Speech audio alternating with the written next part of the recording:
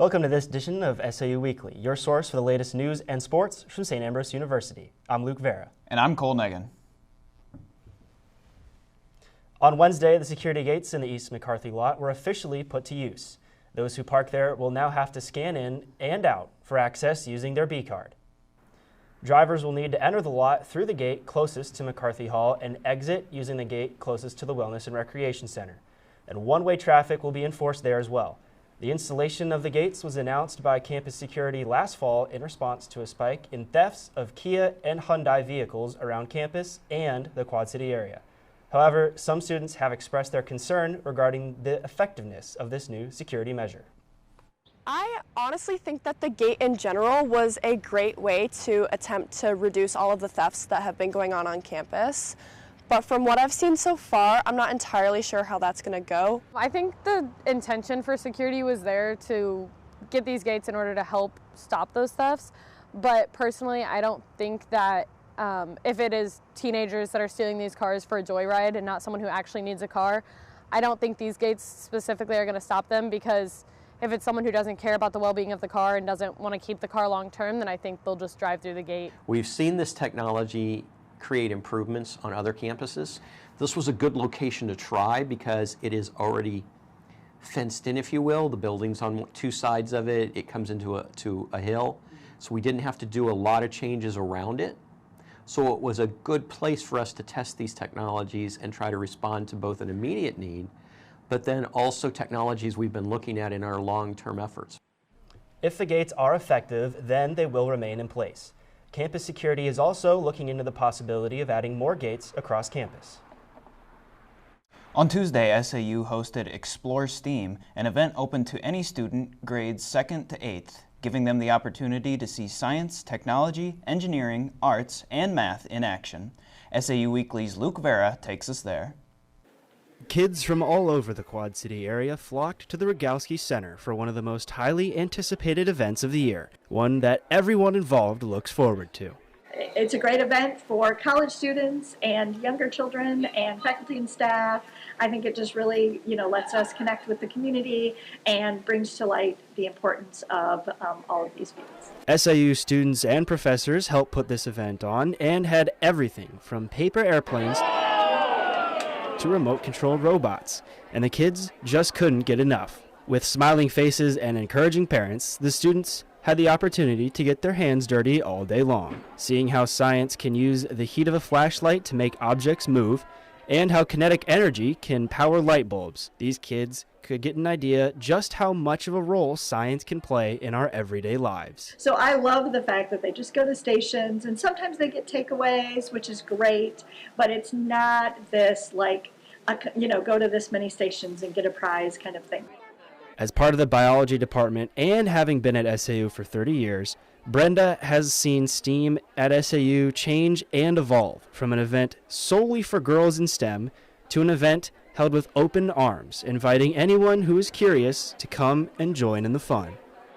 Getting kids excited about science and facts and how the world works. And I think, and again, my perspective as a biologist, but also as a mother, getting them out into the natural world is so important. And so even if this gets them a glimpse and gets them excited, and maybe is going to get more excited about being in the natural world and thinking about how things work. Luke Vera, SAU Weekly. Students from colleges and universities around the Quad Cities attended a career expo on Wednesday, and for some it was the first step in their post-grad journey. SAU Weekly's Dave Gergenti has more. The Bend Expo Center in East Moline was buzzing with bees looking for opportunities to join the workforce. Junior Hayden Kingsbury was fortunate enough to find an internship opportunity that coincides with his major. So one of my favorites I talked to today was Group O. They're a finance firm located in Moline, and I really liked what they had to talk about. They offered me a great opportunity to get my foot in the door and get some real good experience in the finance field. While students like Hayden were interested in specific fields, others were keeping their options open. I'm a double major of sales and management, and I'm taking advantage of my time today to market myself, shop around, see what opportunities are there, and basically just see what everyone's about and see what I could get my foot into. There were a plethora of options to choose from. Kelly Railing of Modern Woodman Fraternal Financial explained what they look for in an applicant. So we've had a lot of good candidates that we've been able to meet. Students seem super eager to get into the workforce, a lot of internships that they're looking for, but we just look for people that are personable, that you can tell they have that drive to succeed. With the amount of opportunities around the Quad Cities, that success is surely on the horizon for SAU students. With SAU Weekly, I'm Dave Gergenti. Thanks, Dave. If you missed the career fair and have questions about finding an internship or job, then you can visit the Academic and Career Planning Center office in the Rogowski Center.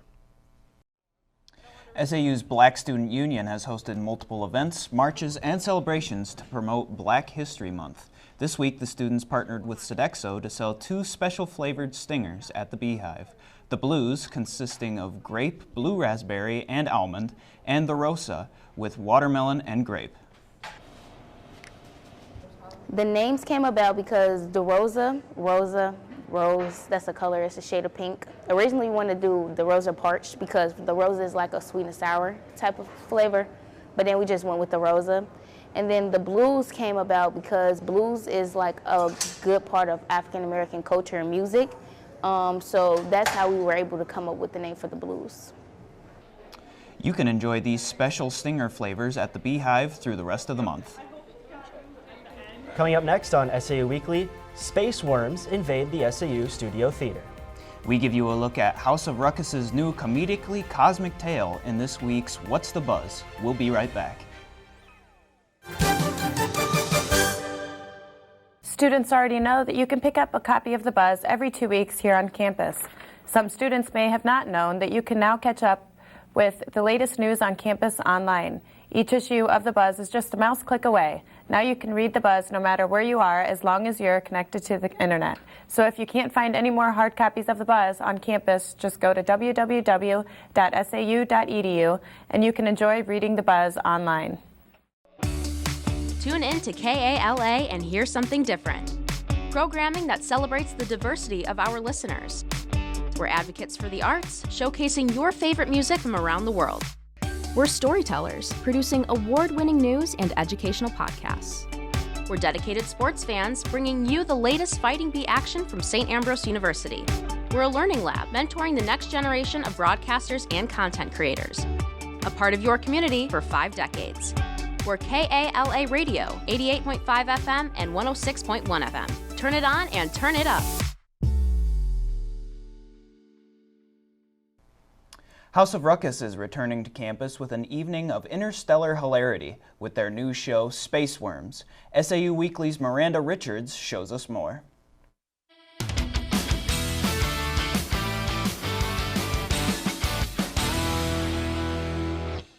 Welcome to this week's segment of What's the Buzz? I'm Miranda Richards here in the Studio Theater discussing the combined House of Ruckus and SAU Theater's production of Space Worms.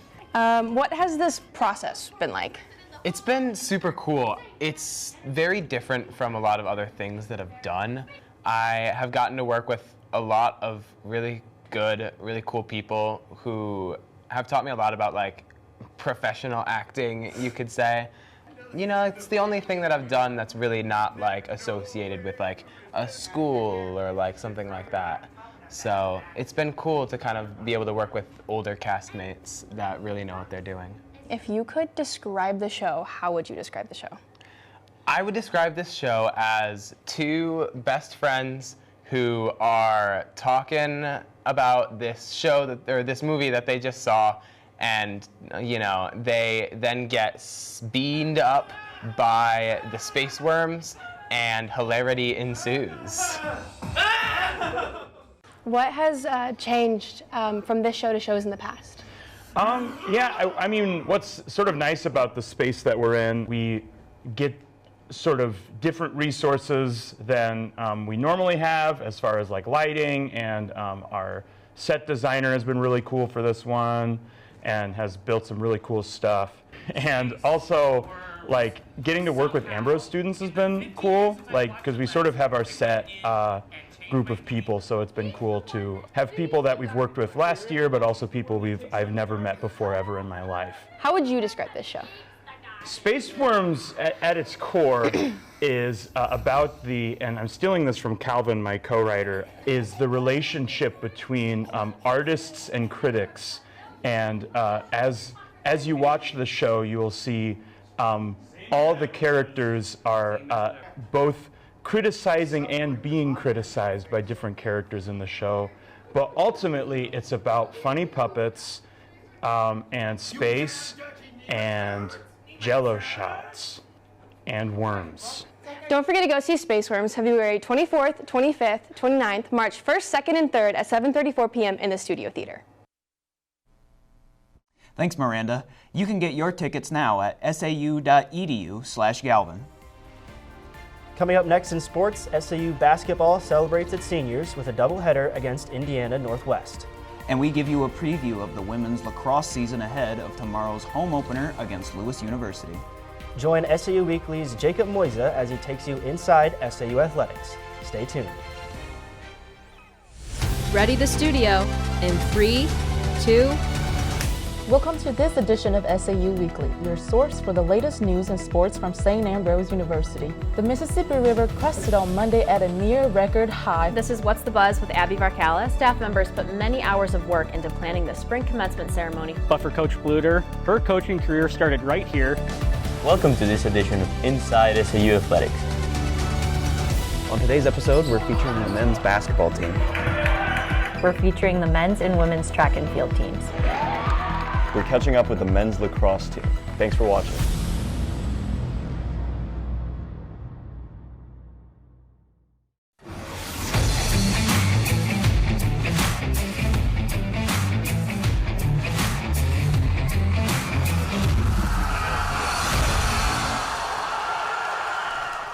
After reaching the Heart of America Conference Championship game a year ago, the SAU women's lacrosse team is ready to build on last season's success. That success starts with a strong foundation.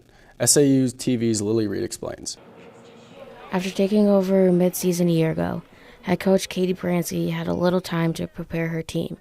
Now after a full off-season, she's excited to see the hard work pay off. It's very simple once we explain it. We have our systems in place and we're definitely excited to see how the season goes. Very optimistic about the season, as well as I think that we'll be able to go to our conference tournament again, so we're really excited about that. For Bransky, it's a homecoming. It's definitely very exciting to come back and coach at a place that you previously had played at. Number one, just because I'm young enough to where I have played with some of the players. So it's nice to experience that different dynamic from player to coach to player. So definitely really exciting to be able to do that, as well as I get to come in and make the changes that I wanted to make when I was playing. But she's not alone. She brought in Ali Ruggiero and Maggie Sampson as assistant coaches. All three played together here at SAU. No, both of them. Both of them were very good players, and really excited to have them come back on this coaching side. These are people that I've known for years now. So, as well as it's really exciting to have a full staff full of alumni who know about the school, know about the program, and care about the program, which is a huge one. I think it just shows that people are here to stay, and this is such a good community, and this is just a good program in general. If people are willing to come back and coach and stay as long as they can. The team is eager to take the field after falling just short in the conference championship a year ago. Our main goal is going to be that conference push. I mean, everything after that just depends on how we perform in our conference. So we're focusing on that more than we would focus on anything past that. Bees on 3. 1, 2, 3, bees! For SAU Weekly, I'm Lily Reed. The Fighting Bees were back in action over the weekend in another dome tournament. The Bees were hoping to wrap up the weekend with their second win over William Penn. The Bees' defense was on display throughout the game. Shai Edrick makes an incredible grab in first. This game remained scoreless until the third inning. Runners on second and in scoring position, Reagan Edinburgh sacrifices herself to bring in Taylor Martin. Bees would bring in both runs that inning to make it 2-0. Then in the fifth, a runner on first is usually hard to score with one swing, but that's exactly what Alyssa Schumacher does as she gets an RBI triple to score Reagan Edinburgh all the way from first, and that would make the score 6-0 in favor of the Bees. Then the Bees continue to impress on the field as Maddie Reed makes the diving catch for the Bees in the 7th inning, and the Bees would take the victory 7-2 over in-state rival. As the season comes to a close, the women's basketball team is still fighting for a playoff spot. The Bees would take on Indiana Northwest on Senior Day. Early in the third, Abby Walter fights her way to the basket for a layup. A couple minutes later, Rochelle Doughty hits a step-back 3 to cut the lead to 12. She led the Bees with 28 points. Again, it's Walter finding her way to the basket for a tough and one. But the Bees' effort wasn't enough, falling to Indiana Northwest 85-67. The Bees will close out their season against Trinity Christian on Saturday. After the women's game, the men's team celebrating Senior Day by awarding Will Spriggs with the game ball, celebrating his 1,000 career points. The Bees also hosting Indiana Northwest, who's riding a 9-game winning streak. Early on, Evan Walsh connecting from 3. Later in the half, Spriggs with the layup off the fast break to give the Bees a 40-33 lead at the break. In the second half, the Bees fell behind until Jake Friel finds Grant Mason, who hits a jumper to make the score 55-53. Later, it's Guillermo Narbona delivering from deep. His 3 would give the Bees a 7-point lead, and they wouldn't look back. The Bees snapped the Redhawks' winning streak 76-65. The Bees will travel to Trinity Christian on Saturday. The cheer and dance team are back in competition and looking to defend their national title this season. The cheer and dance team traveled to Kansas this weekend where they competed in the Thresher Invitational. The dance team got off to a hot start, winning all 3 rounds and being named grand champions. The cheer team would follow that up with 2 wins and finishing in top 3. Both teams will travel to Grand Rapids, Michigan this weekend to compete in the Saints Showdown on Sunday. And that'll do it from Inside SAU Athletics. I'm Jacob Moiso. And that's all we have for you on this edition of SAU Weekly. We'll be back next week with the latest news and sports from St. Ambrose University.